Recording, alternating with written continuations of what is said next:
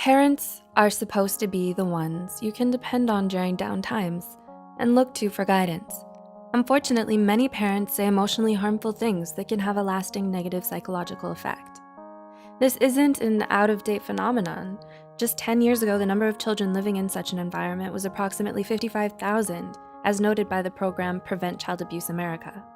Considering that young people have nothing to compare their treatment with, they often think that this toxic behavior is normal or even expected. The alarming conclusion is that they can't ask for help because damage sets in if they don't realize it's needed. In this follow-up to our 8 toxic things parents say, we explore some more things to look out for if you think your parents are toxic. Ever hear the phrase, "don't take it personally"? Well, this time, those insults are very personal, and it's from the parents. The first video in this series details a few of these personal attacks, yet there are so many more types. Some more of these hurtful and offensive words include: 1. You look terrible. You know that phrase, "a face only a mother could love"? It means that parents should be supportive of your appearance. So when a child is image shamed by them, insecurities skyrocket. The open possibilities of what this statement means explode in the child's mind and could lead to core body issues in the future. 2. You're a freak. Saying this gives the message that they are not only ill-fitting to the world in general, but unacceptably so. It also implies that there's something wrong with who they are as a person, and they have no choice but to be negatively abnormal in some way. 3. You're so immature. If this was the response you received from a parent after requesting something or participating in a discussion with a parent, what's the emotion you read or felt behind that phrase? Is it disgust? Is it ridicule? Is it shame? This implies that the child is wrong or off, like they're undeveloped and inferior. No one has the right to shame you for your likes, dislikes, or non-harmful actions. There are also many instances of parents using words of neglect, which are another form of toxic comments, such as, 4. I'm gonna send you to boarding school.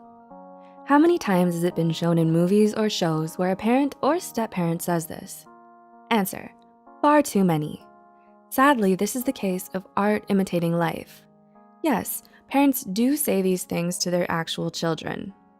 Saying that they're gonna send you away communicates that they don't love you enough to want you around, and they don't wanna guide you or raise you. 5. Once you're 18, I'm kicking you out. Reaching the age of majority, which is most common at 18, technically marks the legal beginnings of adulthood. So when a parent says this, it gives rise to feelings of guilt. The almost adult often feels like they're a burden, and that maybe things would be better for the family if they left. There are also manipulative comments, which are also toxic. Manipulation is defined as exerting shrewd or devious influence, especially for one's own advantage. Some examples are: 6. This is your fault. A parent placing blame on their child and acting victimized causes the child to feel like a burden or even a curse. This can lead to them going to great lengths to avoid being a so-called problem, maybe even enslaving themselves to maintain acceptance. 7.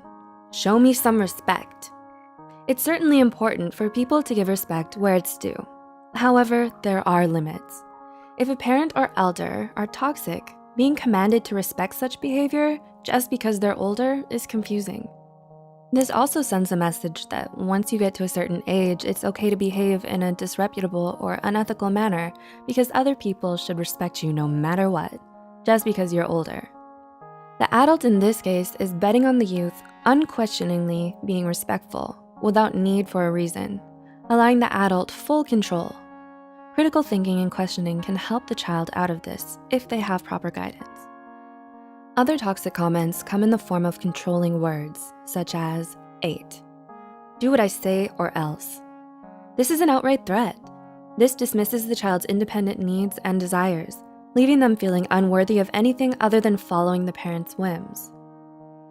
This brings us now to criticism, and not the constructive kind. Overly critical statements about skills or abilities are common and detrimental. Statements like, 9. You are terrible at sports. One can substitute the word sports for any hobby or activity taken up by the child. This makes the child self-conscious about their skills, which can turn to anxiety, degrading performance further and eventually even replacing the association of enjoyment of the activity with tension and fear. Which brings us to 10. You're the worst student. Even though many of us tend to be aware that there is always someone better than us, it's quite the downer to hear from our parents the implications that there's no one worse than us. These types of remarks can feel like a confirmation of the receiver's negative self-thoughts, especially when we're younger.